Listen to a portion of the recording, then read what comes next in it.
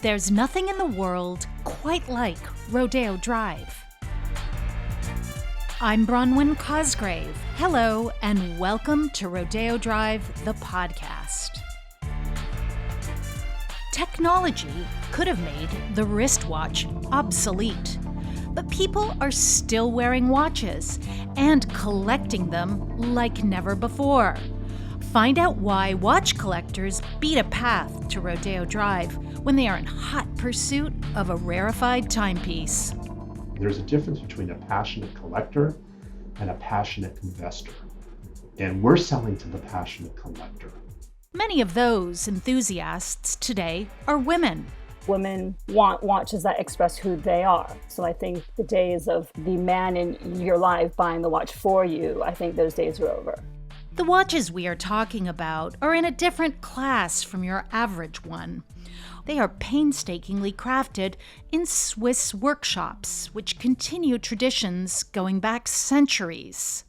These watches can cost hundreds of thousands of dollars, the price of a home, or an artwork, or a vintage car. Ming Liu writes about watches for publications including British Vogue, the Financial Times, and the New York Times. The main reason why I'm passionate, I think, is because watches transcend time, and they're about time, which is quite poetic as well. For me, watches are something that you always pass down, and you can always wear them, you can always fix them. So they transcend time in that sense because they just get passed down through generations. We find out what happens to haute horology, the art of high watchmaking, when it finds its way to the street of dreams. First, let's chat with Nicola Cagliata. He's the former president of the Rodeo Drive Committee. Nicola is also regional manager for Jaeger LeCoultre. Just recently, just in the last probably 10, 15 years, the watch business has become as such where the company themselves have decided to open freestanding boutiques showing their products and only their products. If you were to walk Rodeo Drive up and down 15 years ago, you would have not found the Vacheron Constantin boutique, the Panerai boutique, the IWC boutique, the Rolex boutique, the Jaeger LeCoultre boutique, the Patek Philippe boutique. All of these did not exist then.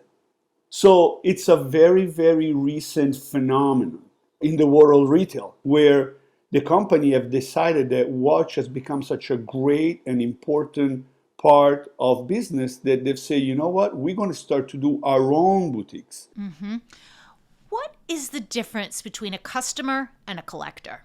The collector is the person that knows about the watches. So there are brands of watches that the mass media of clientele in the world don't even know they exist. There are brands in the world of watches that produces 50 watches a year, wow. 100 watches a year. And I'm talking comparing to other brands that produce tens of thousands of watches a year. Mm-hmm. So a collector is somebody that not necessarily wear the most famous or renowned watches to you and I, but these are watches that are, one of a kind, one of 10, one of 50. They're particular. They have something that other watches don't have.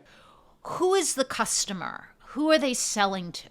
I would say for the last 10 years, for the last 7 years, the main client for everything related to high-end watches have been the Chinese market. Mm-hmm. But the reality is that high-end watches, such as the one that I represent and many others, have always had a very strong following of collectors and people that like to invest money in items that not only maintain the value, but the value actually, increases. There's kind of like a little bit of the same thing when people do invest in jewelry or they buy diamonds and so on and so forth.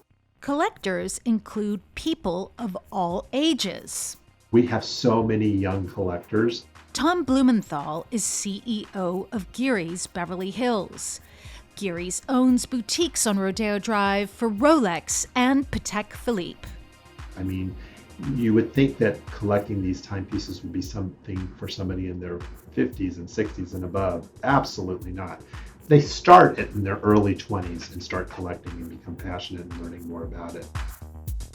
Traditionally, collectors were men, and it's almost as though their trove of timepieces gave them membership to a special club. Especially when two watch guys meet each other, it's sort of like this secret handshake they give each other. You check the wrist, and sometimes what you're wearing says something about you or what you appreciate. That's Greg Simonian. He is president of Westime. This is a luxury watch store headquartered on Two Rodeo Drive. Now, however, there is a booming new group of watch collectors, women like Iris Coe. I actually, at the moment, have 54 watches. And the funny thing is, 27 of them I acquired during the pandemic. That's right. The luxury watch business boomed during the pandemic. After all, during lockdown, people of means had time on their hands to follow sales, and they had disposable cash. Iris Coe is an anesthesiologist in Los Angeles who first became charmed by watches when she was a child. Like everyone else who grew up in the 80s, I actually had a quartz watch, and it was a Casio calculator watch, believe it or not. And I love that thing to death. I wore it all the time. Now, Iris is one of a growing group of passionate women collectors who gather at watch meetups, tour watchmaking workshops, and consult with the craftspeople who make the extraordinary machines. Iris says when it comes time to acquire a watch, she's looking both for form and function. Because I really use my watch for timing things at work, so it has to be accurate. But I also want it to look good while it's performing its function. Well, you say you really use your watch and you're a doctor. I mean, we don't really need a watch today because time is everywhere. You're absolutely right. These days, I'm actually trying to find the most accurate watch, which is actually an Apple Watch. But the way I use watches is, when you go into the operating room, you need to know exactly what time your surgery starts and ends, what time you give certain medications. And it's very important to be on time. And, even though I use my phone, these days I use my phone for that most of the time, but I still need my watch when I need an approximate reading and I can't reach down to get my phone and turn it on.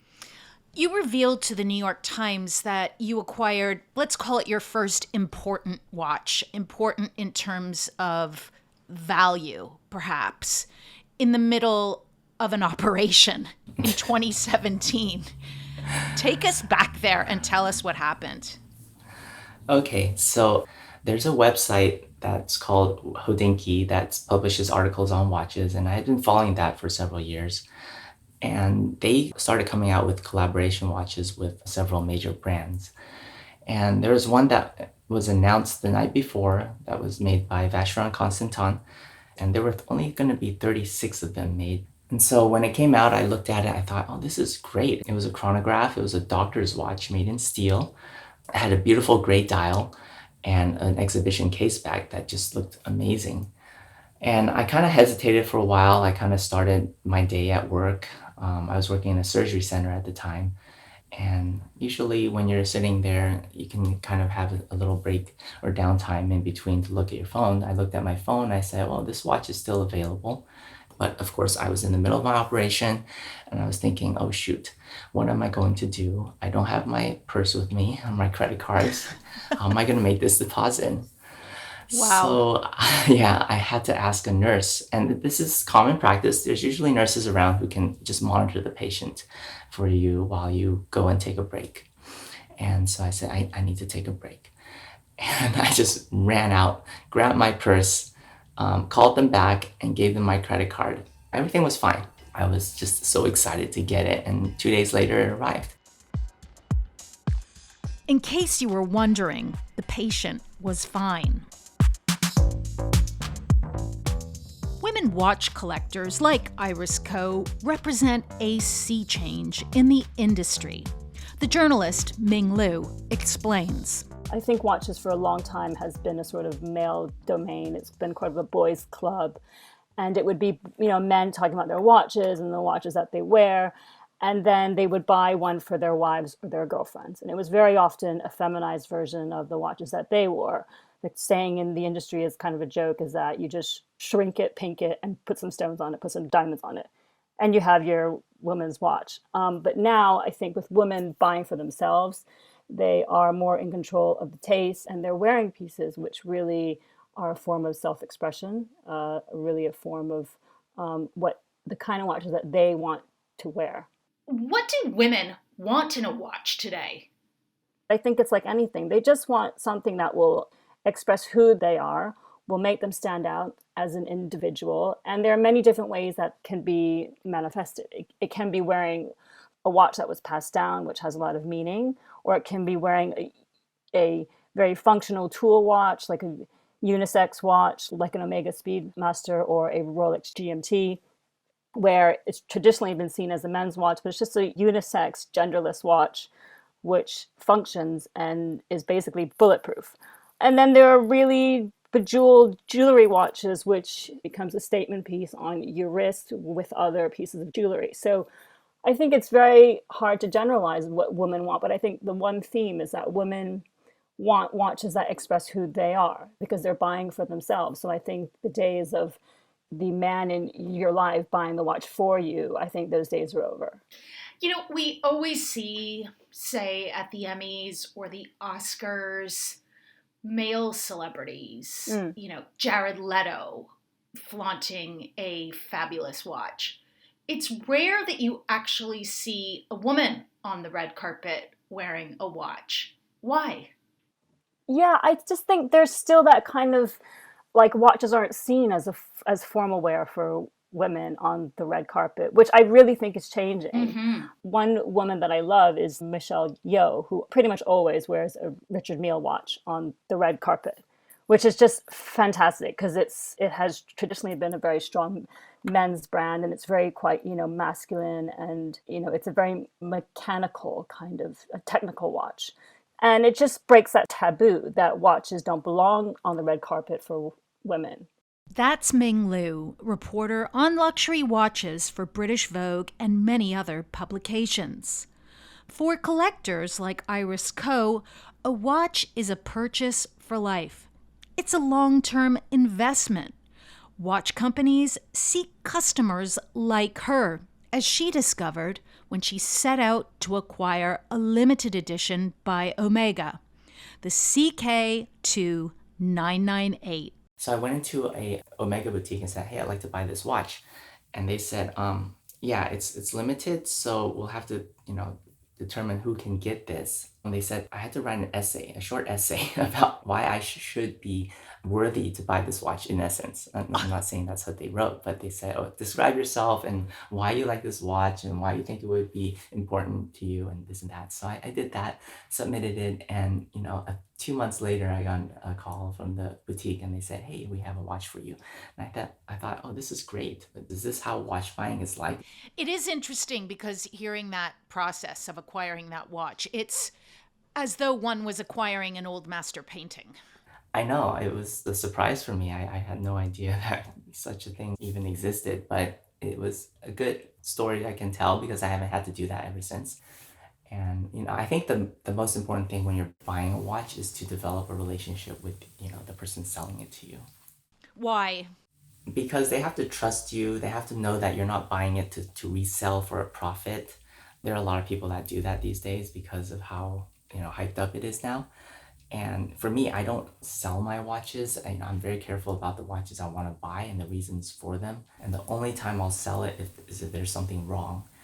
And so if you have a good relationship with your seller, they're going to trust you and they're going to know you're not doing this for a profit. You're doing this because you actually love the watch and want to use it and cherish it for years to come.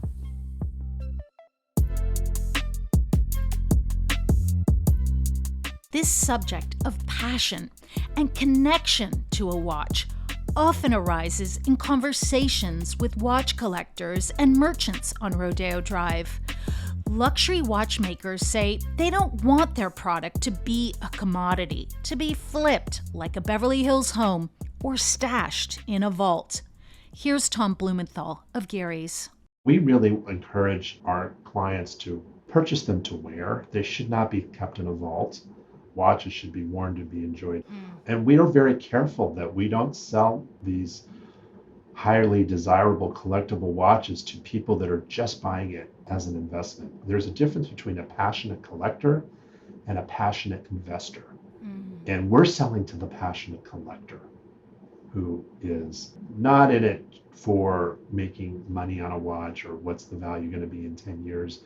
They've got to love the watch and love the brand and love the fact that they're owning such a desired work of art. Why are you passionate about that? Is it better for the brand, really? It's better for everybody. I mean, it's better for the collector that the watches don't get into the wrong hands. It's better, obviously, for the brand. It's better for us. It's how we develop, a great clientele. We're very careful about the end user. Horologists may not want their watches to be sold as investments. Nevertheless, there is a hot trade in bespoke timepieces. There are online markets for surplus and pre-owned luxury watches. But the watch boutiques on Rodeo Drive build close relationships with their customers and the manufacturers. In a break from tradition, however, one dealer on Rodeo Drive is treading carefully into the secondary market. Richard Mille watches became so hot that you walk into a store and there is no inventory. Here's Greg Simonian, president of Westime. So what a lot of clients that want to get into the brand have to do is they have to buy product through the secondary market or the gray market or whatever you like to call it. And, Richard Mille HQ felt that probably wasn't the best way to introduce clients to the brand. So what they did is they launched a global program for Richard Mille certified pre-owned. It was really the first in the watch industry to do it. And we became a Richard Mille certified pre-owned dealer, the only one in America and one of just several around the world. Greg Simonian's family has deep roots in the watch business. His father's great uncle was a watchmaker.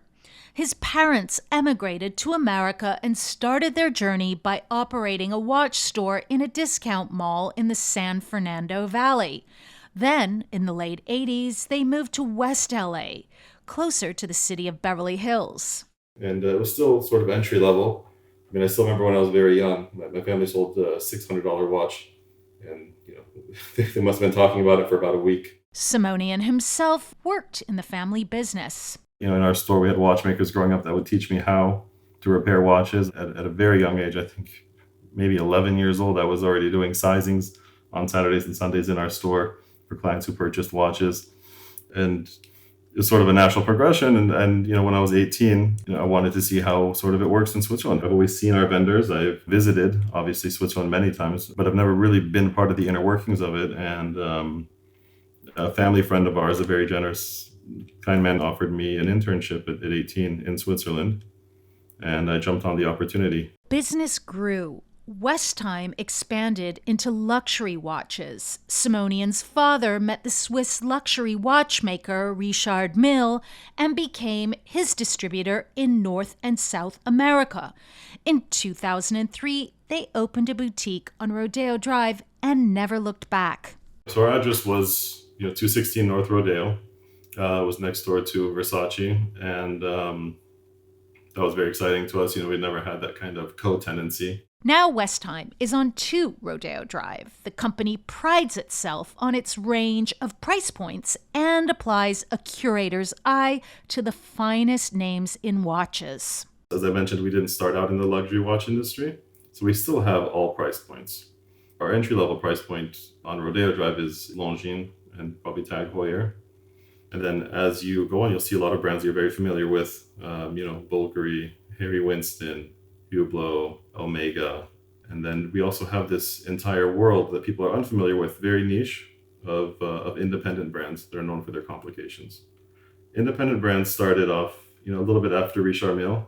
He was really the first in this category of independent brands. Very low production, usually owner-operated, sometimes by a watchmaker himself or herself. And it's low production, very high price point, complicated new engineering. What's interesting about watches is they mix antiquated technology with sort of new technology. And there's no better example of that than these independent watch brands. Now they are taking over the floor above the Rodeo Drive store. So we decided to lease that store and provide a new experience for our customers, which is the world of pre-owned watches. So this is going to be a space where you can buy Richard watches pre-owned, and they're certified. So instead of buying from the secondary market from, where you're not positive of the source and the history of the watch, these watches have been serviced, certified, and have a 2-year warranty. But that space is large upstairs. So instead of just Richard Mille, we're doing other brands as well. So when you walk into our store and you look at, let's say, Omega, you can see all their current product. We don't fully grasp the history of the brand. Now you can go upstairs, look at some older, maybe vintage Omegas, and understand where the brand came from, and sort of gain a new appreciation, a different appreciation that you would get at a store that doesn't have that. So it's a collector's paradise. It's what I'm trying to do. So right now, what's tricky for our salespeople is they see that I'm stocking these products. I'm opening this second new concept for Westime in October, and I'm trying to hold back because I don't want to sell the inventory right now. I want to open with a significant inventory, but there's a lot of very sellable, very exciting pieces coming. That's Greg Simonian, president of Westime. It seems there is no end in sight for the watch buying boom. Another Rodeo Drive watch company also has ambitious expansion plans. Let's go back to Tom Blumenthal of GEARYS.